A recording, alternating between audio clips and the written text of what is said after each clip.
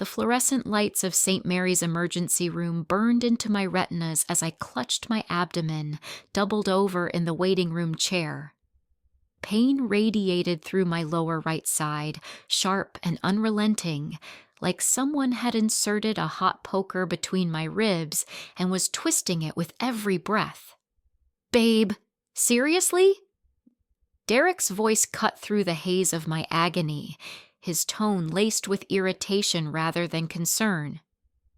"We're supposed to be at dinner with my parents in 45 minutes. This is the third time you've pulled something like this. Before we jump back in, tell us where you're tuning in from, and if this story touches you, make sure you're subscribed, because tomorrow I've saved something extra special for you."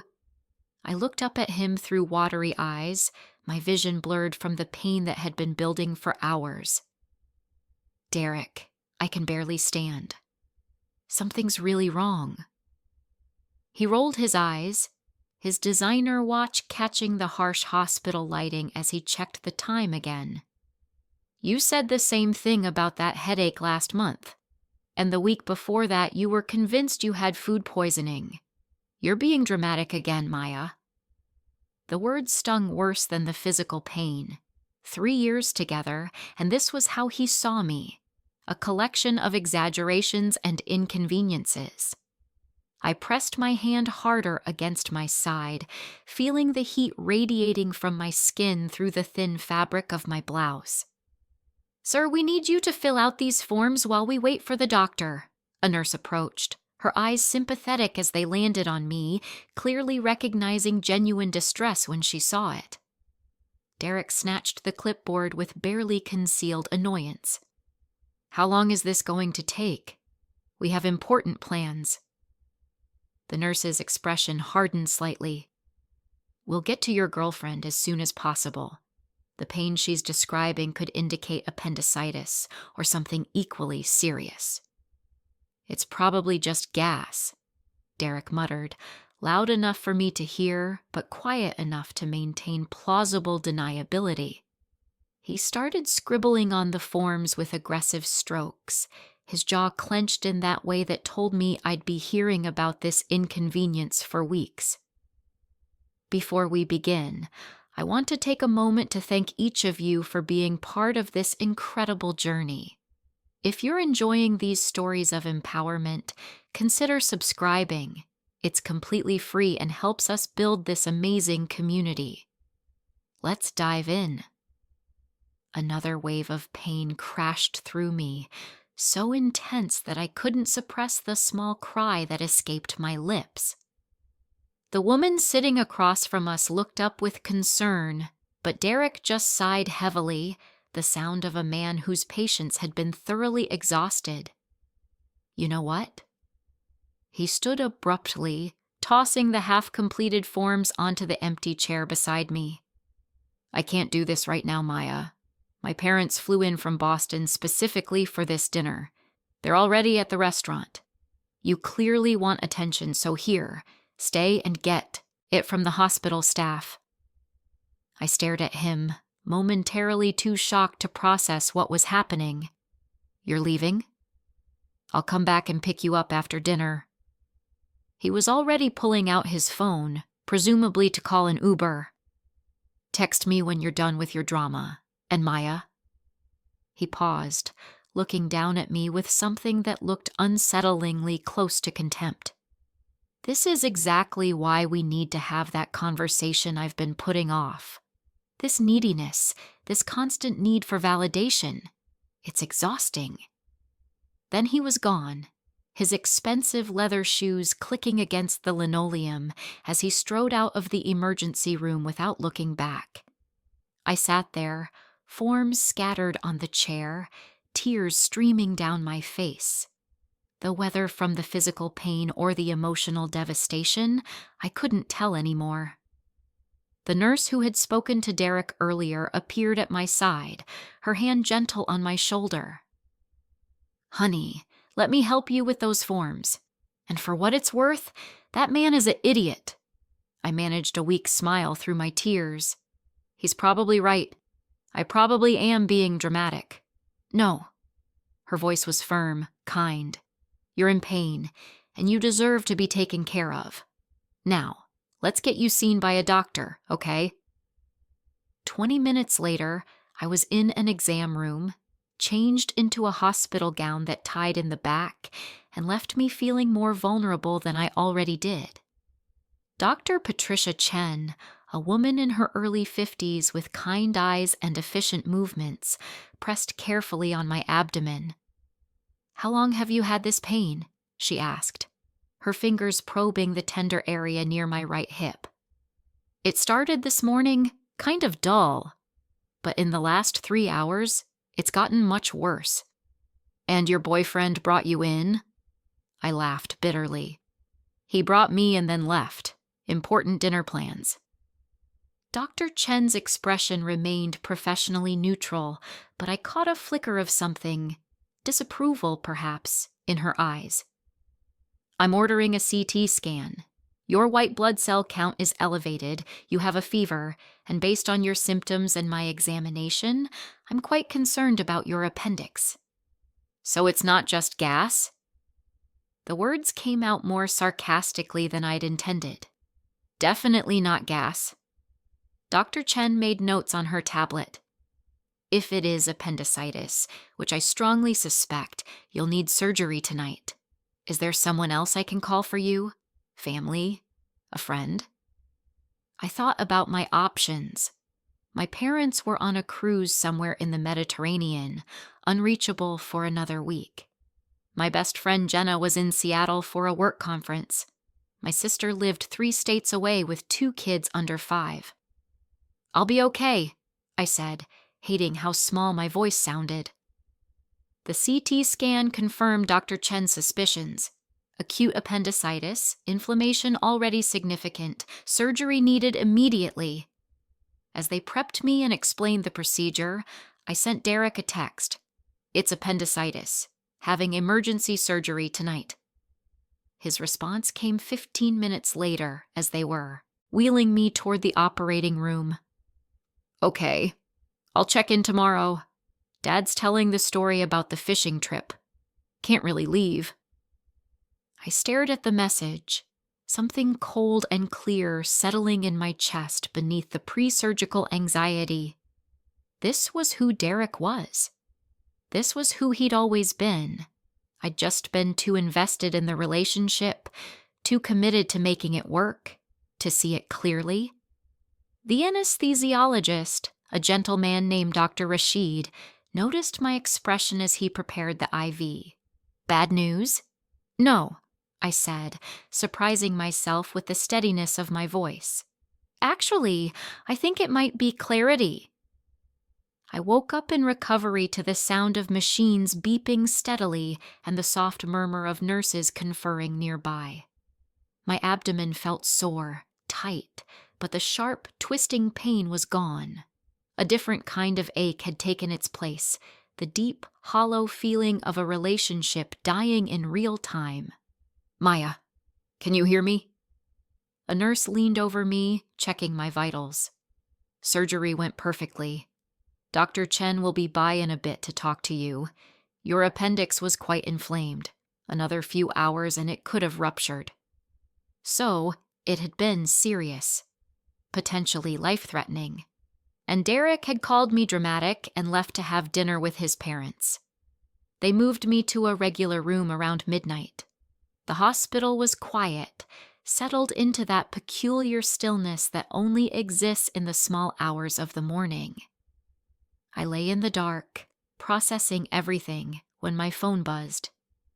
"Derek, how'd it go?" The casualness of the message, sent hours after my surgery, was almost funny in its complete lack of self-awareness. I typed and deleted several responses before settling on simple facts. "Fine. Staying overnight for observation." Derek: "Cool. Parents say hi. We're at the hotel bar. Man, you should have heard Dad's fishing story. Classic."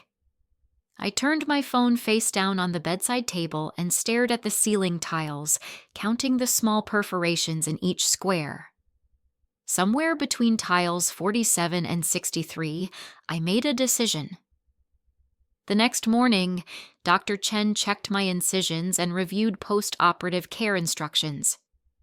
"You did great," she said warmly, "but you'll need someone to stay with you for at least the first 24 hours after discharge. No driving, no heavy lifting, plenty of rest."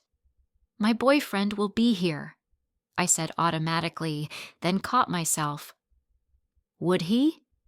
As if summoned by the thought, Derek appeared in the doorway around 10 a.m., holding a small bouquet of grocery store flowers that still had the price sticker on the plastic wrapping. "Hey, babe."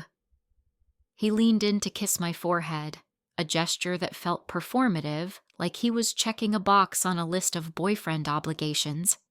"How are you feeling?" "Like I had surgery," I said flatly.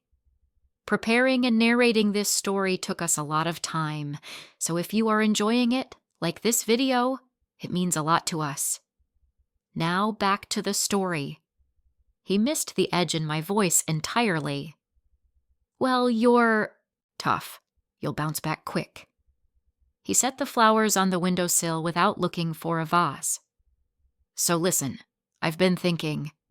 Last night really highlighted some issues we need to address." I stared at him, genuinely curious about where this was going. "Issues?" "Yeah." He settled into the chair beside my bed, his posture that of someone about to deliver a prepared speech. "This pattern of health scares and emergencies. It's becoming a problem, Maya. My parents even noticed. They asked why you weren't at dinner, and when I explained, my mom actually said she remembers you missing their anniversary party last year because of a migraine." "I had a migraine that put me in bed for 2 days," I said slowly, my voice carefully controlled. "And now I've had emergency surgery. These aren't fake emergencies, Derek." "I'm not saying they're fake." He backtracked quickly, but his tone suggested he was absolutely saying that. "I'm saying there's a pattern. Stress-induced symptoms, psychosomatic responses. My mom suggested you might benefit from therapy. You know, to work through whatever's making you so anxious all the time." The audacity was breathtaking. I'd been literally gutted the night before, and he was here suggesting I needed therapy for being dramatic. "Your mom suggested therapy," I repeated. "She's a psychiatrist, babe. She knows what she's talking about." Derek reached for my hand, and I let him take it, studying his face like I was seeing him for the first time. "Look, I love you, but this neediness thing is getting old. I need a partner who's independent, who doesn't fall apart every time I have work obligations or family commitments. I had appendicitis, Derek. This time, sure. But what about all the other times? The headaches, the stomach issues, the anxiety attacks?" He squeezed my hand, clearly thinking he was being supportive. "I think you use these health issues to manipulate situations when things aren't going your way." Something inside me went very quiet and very still. It was like watching a building implode. All the support structures giving way at once, everything collapsing inward into a space that was suddenly empty and clean. "You think I manipulate you with health issues. I think you don't realize you're doing it," he said, his voice taking on that patronizing tone he used when he thought he was being the reasonable one. "It's probably subconscious. That's why therapy could really help." Dr. Chen chose that moment to return, her eyes taking in the scene with the sharp assessment of someone who'd seen every possible family dynamic play out in hospital rooms. "Mr. she prompted. "Morrison. Derek Morrison." He stood, extending his hand with the confident charm he used in professional settings. "Maya's boyfriend." "I see." Dr. Chen shook his hand briefly before turning to me. "Maya, I wanted to go over your discharge instructions personally. You'll need bed rest for the next few days, no strenuous activity for 2 weeks, and someone needs to monitor you for the first 24 hours in case of complications." "I'll take care of her." Derek said immediately. Dr. Chen's gaze shifted to him, and I saw something in her expression that gave me a small spark of satisfaction. That's good, because this was a serious surgery. Her appendix was severely inflamed.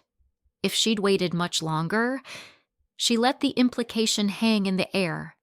We'd be having a very different conversation about peritonitis and extended hospital stays. I watched Derek process this, saw the moment where he realized he'd left me with a potentially life-threatening condition to go have dinner and drinks.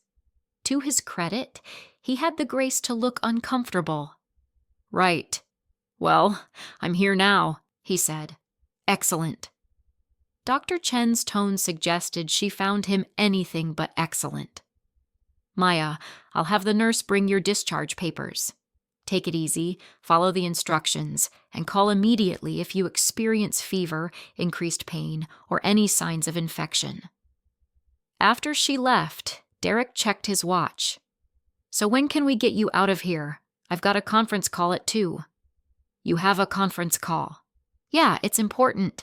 West Coast client. But I can do it from your place while you rest." My place? Not our place. We'd been together 3 years, but he'd never suggested moving in together. In fact, he'd actively discouraged it whenever I brought it up, citing his need for personal space and independence. The nurse came with discharge papers and a wheelchair.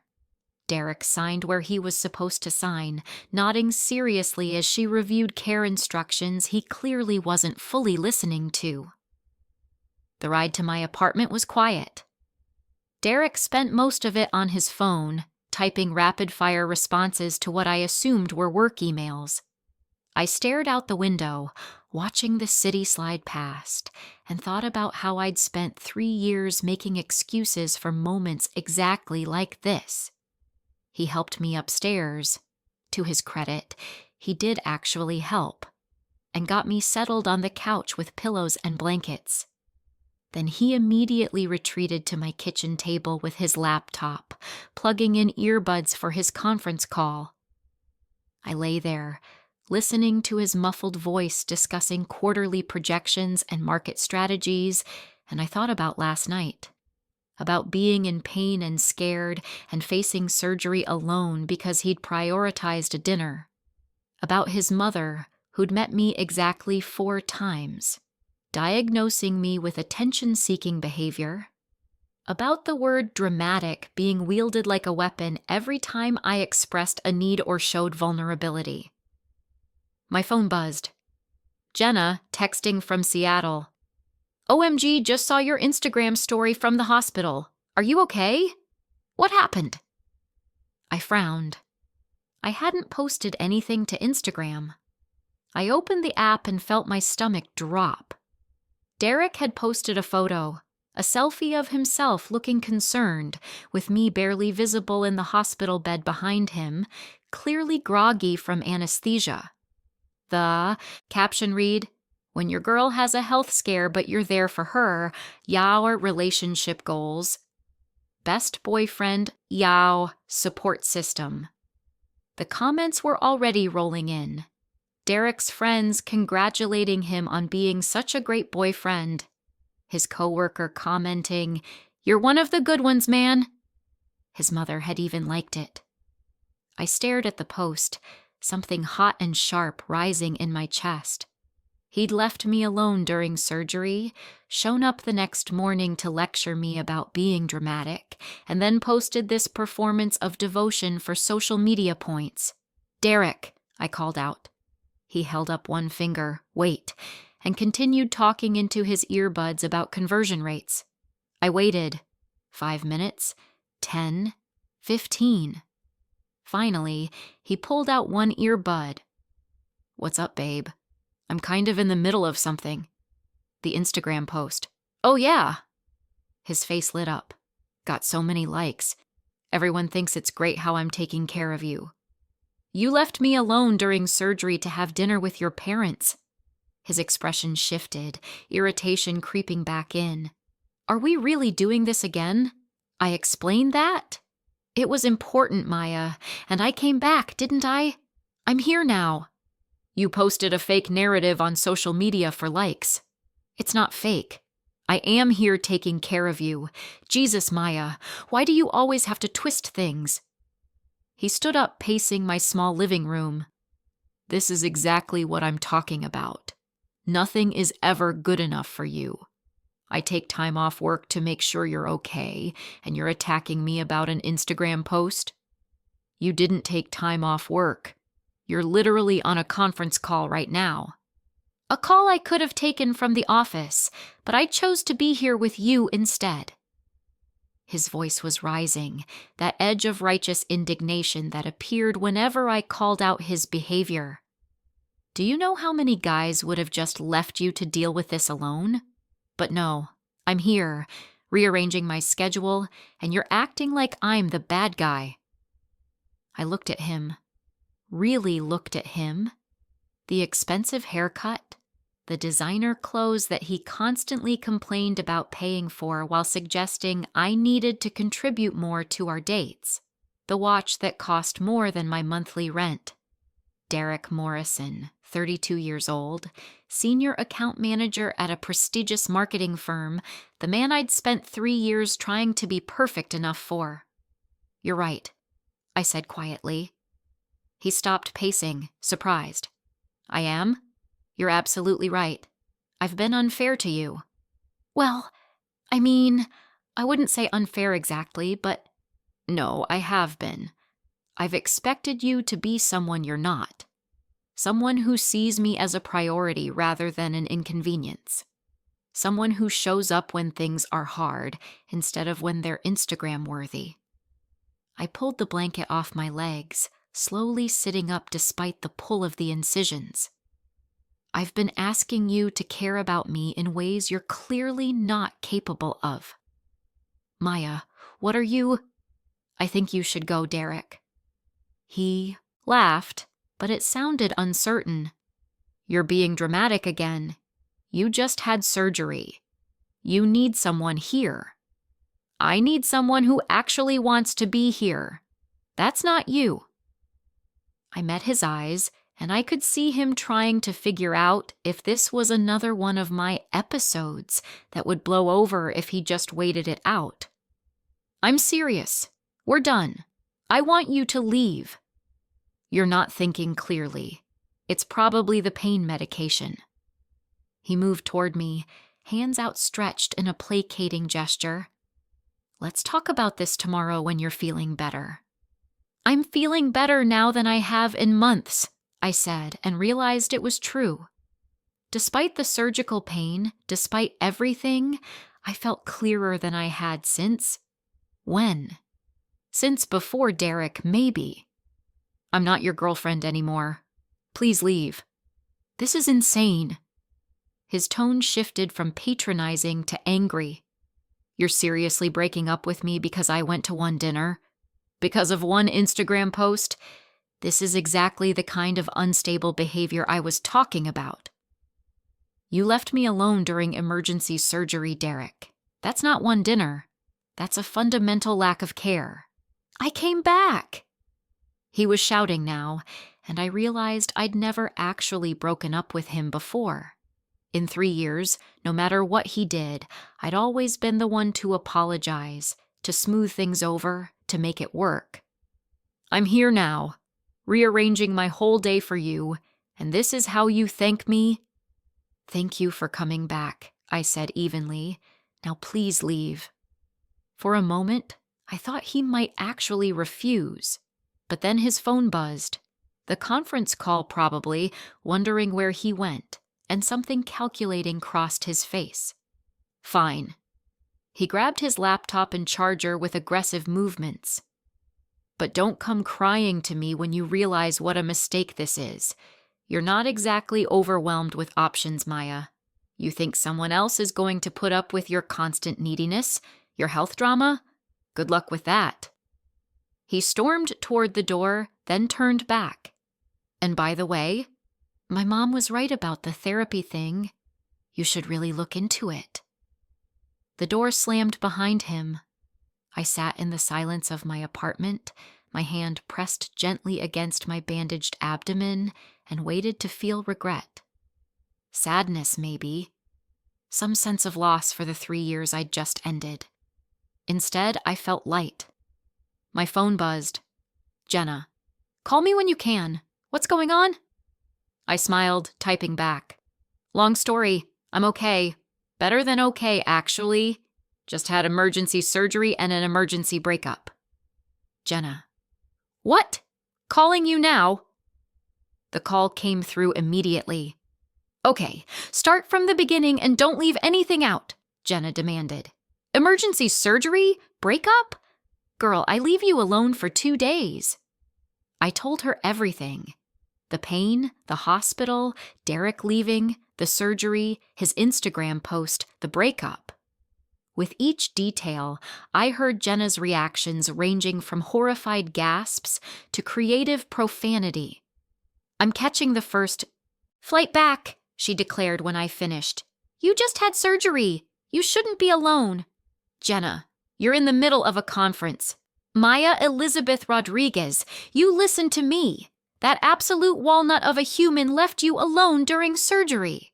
I am not leaving you alone to recover. My presentation is tomorrow morning, and then I'm on a plane. I'll be there by tomorrow night." The use of my full name meant she was serious. "Okay," I said softly, suddenly fighting tears. "That would be really nice, actually." Of course it would.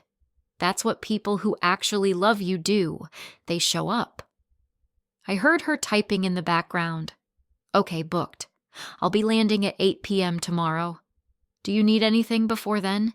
Can you have food delivered? Are you taking your pain meds?" We talked for another hour. Jenna making me laugh despite the soreness in my abdomen, making plans for my recovery, strategizing how to handle the inevitable fallout. Because Derek wouldn't let this go quietly, I knew that. He'd need to control the narrative to make sure everyone knew I was the unstable one who'd thrown away a good relationship.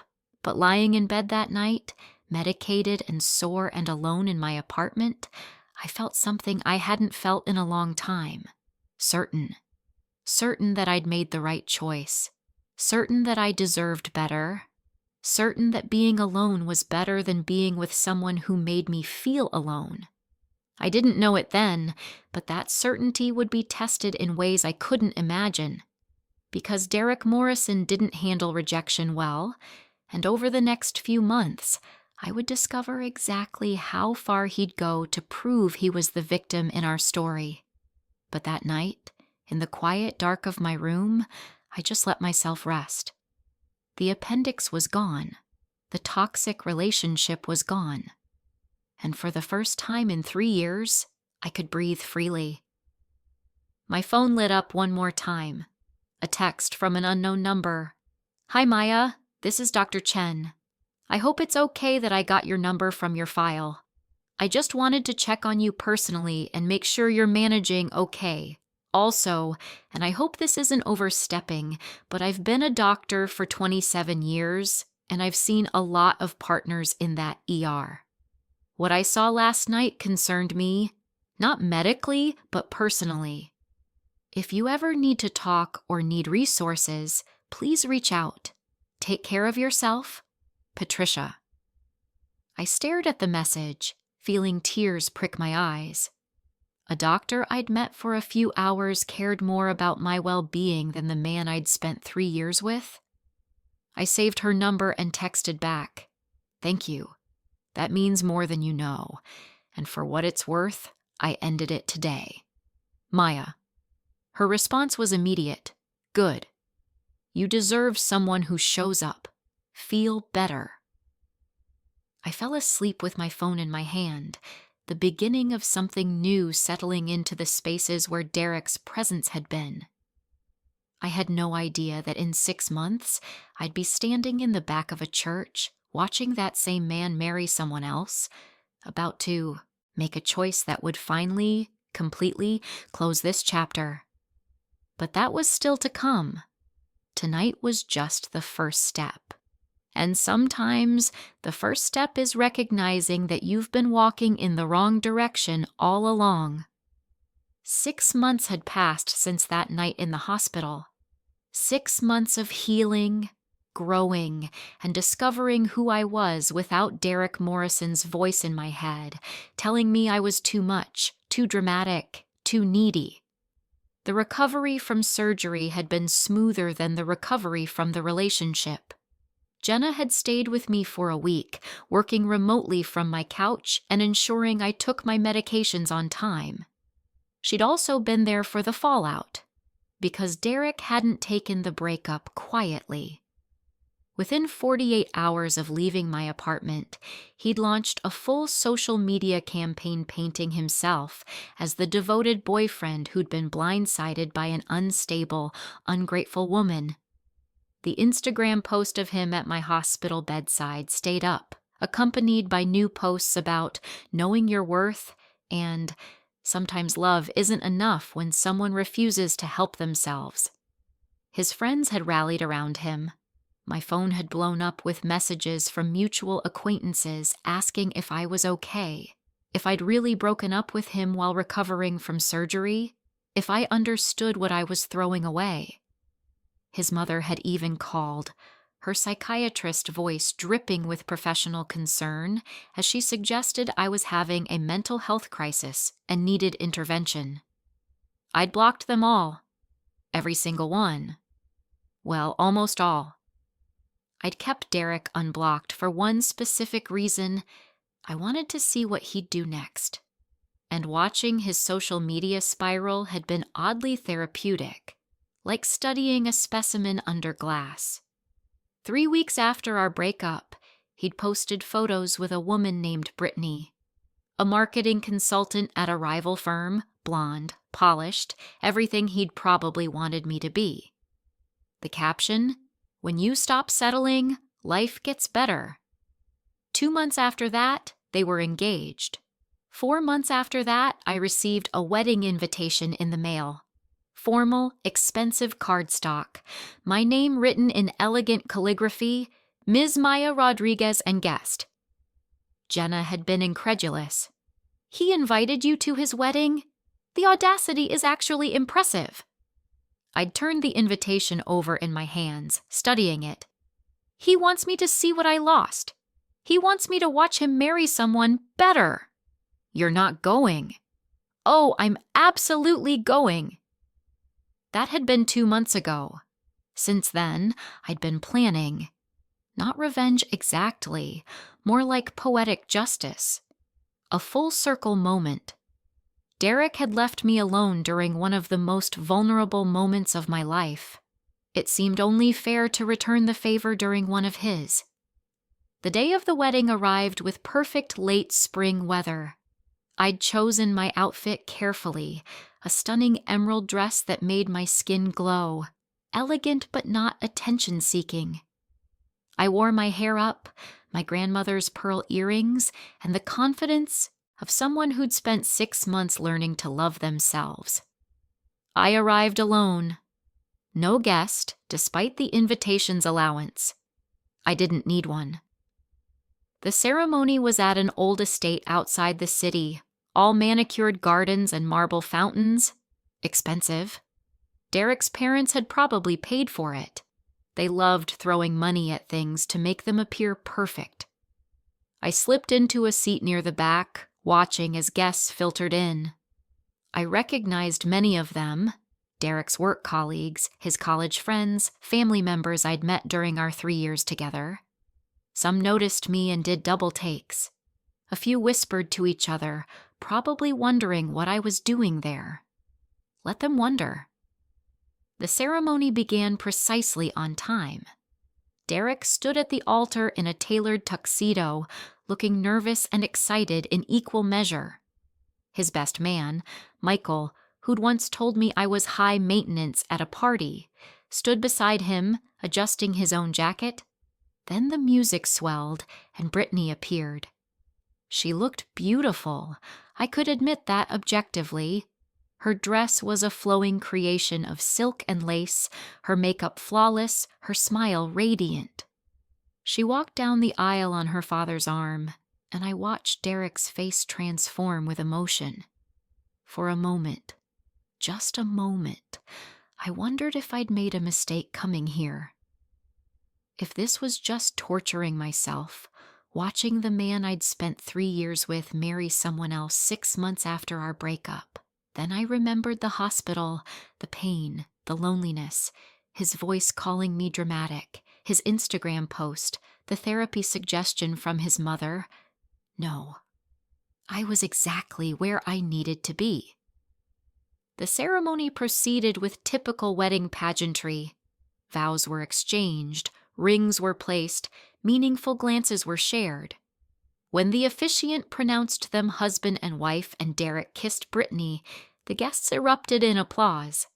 I clapped along with everyone else, my face a mask of pleasant indifference. The reception was in a grand ballroom adjacent to the ceremony space. Round tables draped in ivory linens, centerpieces of roses and peonies, a live band already setting up in the corner.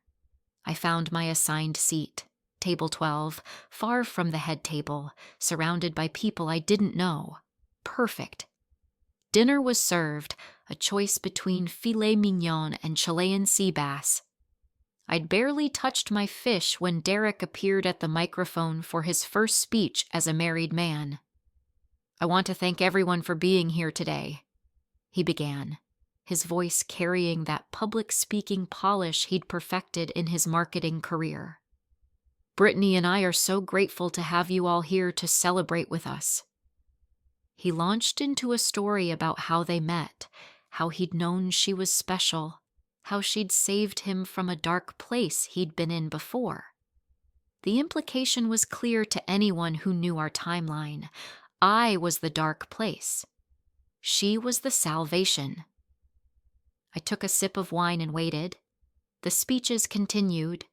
Brittany's maid of honor, giggling through a story about their college days. Derek's father, gruff and brief, welcoming Brittany to the family. Derek's mother, Patricia Morrison, the psychiatrist, going on at length about the importance of partnership and mental health in relationships.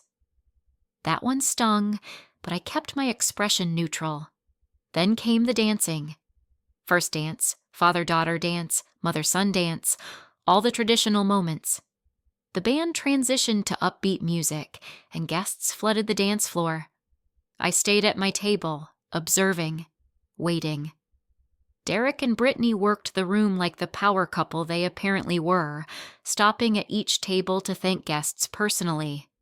I watched them get closer, table by table, 8, 9, 10, 11. Then they were at table 12. Derek saw me and froze mid-step. His face cycled through several emotions: surprise, confusion, anger, something that might have been embarrassment. Brittany, who'd been smiling graciously at the other guests, followed his gaze and her expression tightened. "Maya," Derek's voice was carefully controlled, "I didn't think you'd actually come." "You invited me," I said pleasantly, standing to greet them properly. "It would have been rude not to." Brittany's grip on Derek's arm visibly tightened. Up close, I could see she was even younger than I'd thought. Mid-20s, probably. Her eyes were wary, assessing me like competition. "This is Brittany," Derek said unnecessarily. "My wife." "Congratulations," I said, extending my hand to her. She shook it limply. "You look beautiful. The ceremony was lovely." "Thank you." Her voice was higher than I expected, sweet and slightly uncertain. "Derek mentioned you two used to date." "For 3 years," I confirmed, watching Derek's jaw clench. "Though I'm sure he's told you all about it." "Some," Brittany said carefully. An awkward silence descended. The other guests at the table were watching with poorly concealed interest, sensing drama. "Well," Derek said, moving to step away. "Thanks for coming, Maya. We should—" "Actually, Derek, I was hoping we could talk for a moment." I kept my voice light, casual. Just to catch up. It's been a while. This isn't really the time. Please. I let a hint of my old people-pleasing self show through. Just 5 minutes. For old time's sake. Brittany looked between us, clearly uncomfortable. But Derek, ever conscious of appearances, forced a smile. Sure, 5 minutes. He kissed Brittany's cheek. I'll be right back, babe. I led him away from the reception toward a quiet corridor that led to the estate's gardens. Behind us, I could feel Brittany's eyes following, suspicious and uneasy. Once we were alone, Derek's polite mask dropped. What are you doing here, Maya? I told you. You invited me. That was a courtesy invitation. No one actually expected you to show up. He crossed his arms, defensive. Are you here to cause a scene? To ruin my wedding? Why would I do that? I leaned against the corridor wall, genuinely curious about his thought process. You clearly moved on. You're married now. Happy, presumably. I am happy. He said it too quickly, too emphatically. Brittany is amazing. She's supportive, stable, drama-free. Everything I needed. I'm glad. And I meant it, surprisingly. Not glad for him specifically, but glad that he'd found whatever it was he'd been looking for. She seems nice. Derek studied me suspiciously. So what do you want? Why did you need to talk? I wanted to see you, I said honestly, to see if I still felt anything. And? There was something almost hopeful in his voice, like part of him wanted me to still be pining. I don't. I smiled, feeling the truth of it settle in my bones. I don't feel anything at all, Derek, and I needed to know that before I could really move forward. His expression shifted to something ugly. Well, congratulations on your closure. Can I get back to my wedding now? In a minute. I straightened from the wall. I do have one question, though. He sighed dramatically. What? Do you ever think about that night at the hospital? The question clearly caught him off guard. What? The night you left me alone during emergency surgery. Do you ever think about it? Feel bad about it? Wonder if maybe you made the wrong choice? Derek's face flushed. Are we seriously doing this? On my wedding day?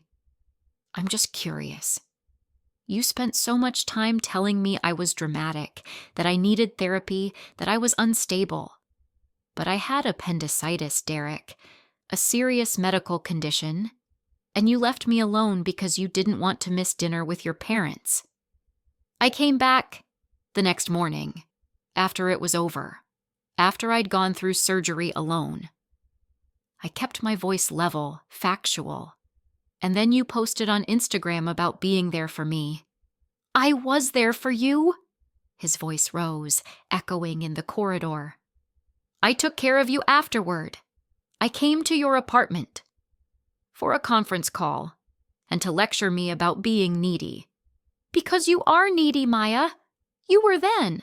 And clearly you still are if you're bringing this up at my wedding. He was fully angry now, the careful public persona shredding. This is exactly why we didn't work. You can't let anything go. Everything has to be a production, a drama, a crisis. I had emergency surgery. And you've been holding it over my head ever since. He stepped closer, pointing his finger at me. You know what? Brittany would never do this. She's mature. She's reasonable. She doesn't create problems where there aren't any. That's good, I said calmly. I hope she never gets appendicitis then. What's that supposed to mean? It means I hope she never finds out what happens when she inconveniences you with a medical emergency. I hope she never sees the side of you that prioritizes appearances over actual care. Derek's face was red now, his hands clenched into fists at his sides. You need to leave. Now. I will. In a minute. I pulled my phone from my clutch. But first, I have something to show you. I don't want to see. I turned the phone toward him. On the screen was his Instagram post from that night. Him looking concerned, me barely visible in the hospital bed behind him.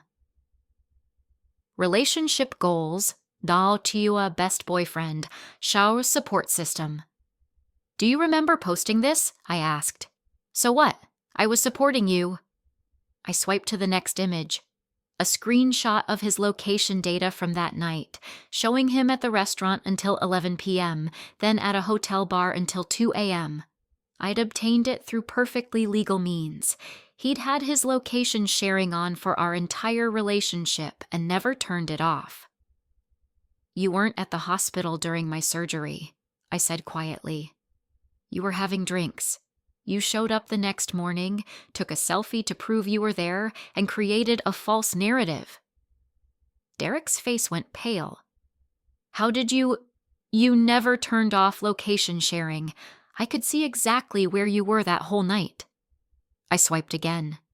And here's what's interesting. I did some digging, talked to some people, found out some things. The next image was a screenshot of messages between Derek and Michael, his best man, from that night. Derek. Maya's having some surgery thing, playing it up for attention as usual. Michael. Dude, ditch her. She's exhausting. Derek. Seriously considering it. Been thinking about breaking up for months. This is the final straw. Michael. Do it after the surgery. Otherwise you look like the bad guy. Derek. Smart. I'll wait a week or two, then have the I need someone more stable conversation. Derek stared at the screenshot, his face cycling through expressions. You hacked my phone? You gave me your password 2 years ago and never changed it. Not hacking, just reading. I put the phone away. But here's the thing, Derek. I didn't come here for revenge. I came here to make a choice. What choice? Whether to show these to Brittany. The color drained from his face completely. You wouldn't. Why not? She should know who she married. The guy who fakes being supportive for social media. The guy who planned to dump his girlfriend in the hospital but waited to avoid looking bad. The guy who... I pulled up another screenshot. Started messaging Brittany 2 weeks before we broke up. His mouth opened and closed soundlessly. Yeah, I found those too. You were already building your exit strategy, lining up the replacement, while I was recovering from surgery. I tilted my head. Does she know that? That you were texting her while you were supposedly taking care of me? Maya, please. His voice dropped to a desperate whisper. Don't do this. It's my wedding day. I know. Just like I knew it was my surgery day when you left me alone. I watched him process the parallel, saw the moment he understood. Here's what's going to happen, Derek. I'm going to leave your wedding right now. I'm going to walk out quietly, no scene, no drama. And I'm going to delete every screenshot, every piece of evidence. I have. Hope flickered across his face. You are? Yes. 'Cause I'm not doing this for revenge. I'm doing this for closure. I stepped past him, heading back toward the reception. But Derek? He turned, desperate and relieved in equal measure. If you ever, and I mean ever, tell anyone that I was the dramatic one, the unstable one, the one who needed therapy? I met his eyes, letting him see the steel in mine. I'll send every single screenshot to Brittany, your mother, your boss, and every single person who liked that hospital Instagram post. I'll make sure everyone knows exactly who you really are. You can't. I absolutely can, and I will. I smiled, sweet and cold. See, the thing about actually being dramatic, when you do it, it has impact. And trust me, Derek, I could make a scene that would eclipse this entire wedding. I started to walk away, then paused. Oh, and one more thing. I saw Dr. Chen last month for a follow-up. Everything healed perfectly. She asked about you, actually. I told her we'd broken up. Know what she said? Derek just stared at me, speechless. She said, "Good. You deserve someone who shows up." And you know what? She was right. I adjusted my clutch, preparing to leave. Enjoy your marriage, Derek. I genuinely hope Brittany never needs you during an actual crisis, for her sake. I walked back into the reception, head high, and went straight to my table to collect my things. A few people watched me curiously, but no one stopped me. I could see Brittany at the head table, her eyes tracking my movement, probably wondering what Derek and I had discussed. Let her wonder. Let her ask him. Let him lie or tell the truth. Either way, she'd learned something about the man she married. I was almost to the exit when I heard footsteps behind me. "Maya, wait." I turned to find Brittany, still in her wedding dress, slightly out of breath from hurrying after me. "Can I help you?" I asked politely. She looked nervous, young, uncertain. "What did you and Derek talk about?" "That's between Derek and me." "Please." Her voice cracked slightly. "I need to know. Did he do something? He came back looking upset, and then you're leaving, and everyone's whispering." I studied her, this woman who'd married Derek Morrison 6 months after I'd broken up with him. This woman who probably thought she'd won some kind of prize. "Brittany," I said gently, "can I ask you something? Have you ever been really sick? Like, emergency room sick?" She blinked, confused by the question. I had my wisdom teeth out last year." "And where was Derek?" "He took me home after. Brought me ice cream. Made sure I had my pain meds." She said it defensively, like she was proving something. "That's good." And it probably was good, as far as it went. Have you ever had something happen when he had important plans? Work thing? Family thing? Her expression shifted, something uncertain crossing her face. Why are you asking this?" "Because I'm wondering if he's different with you than he was with me. I'm wondering if maybe I really was the problem, like he said." I shouldered my bag. "Or if you just haven't inconvenienced him yet." "He loves me," she said, but it sounded more like a question than a statement. "I'm sure he does in his way." I meant it. Derek wasn't evil, just profoundly selfish. Just keep your location sharing on, and pay attention to what he does when things are hard, not just when they're easy. I left her standing there in her wedding dress, looking confused and worried, and walked out into the spring evening. My phone buzzed as I waited for my Uber. "Jenna, how'd it go? Did you burn the place down?" Me. "Better." I walked away with my head high and my conscience clear. "Jenna, that's my girl. Come over. I have wine and we're watching terrible rom-coms." The Uber arrived and I slid into the back seat, watching the estate disappear behind me. My phone buzzed again. Another text, this time from an unknown number. I opened it and felt a smile spread across my face. "Dr. Chen. Maya. Hope you don't mind. I'm texting from my personal phone. I'm actually at a wedding tonight and I could swear I just saw you leave. Small world. How are you feeling? How's everything healing?" I stared at the message, then started laughing. Of course Dr. Chen was here. She'd probably been Derek's parents' guest. His mother was a psychiatrist. They probably ran in the same medical circles. Me. "Dr. Chen, yes, that was me. Everything's healed perfectly thanks to you, and I'm doing much better in every way." Dr. Chen. "Glad to hear it. And Maya? I saw you walking out with your head high. Whatever happened in there, you handled it with grace. Proud of you." I held the phone to my chest. feeling something warm and healing spread through me. This was closure. Not revenge, not drama, not burning anything down. Just choosing myself, choosing dignity, and walking away from someone who'd never deserved me in the first place. 3 months later, I got a Facebook message from Brittany.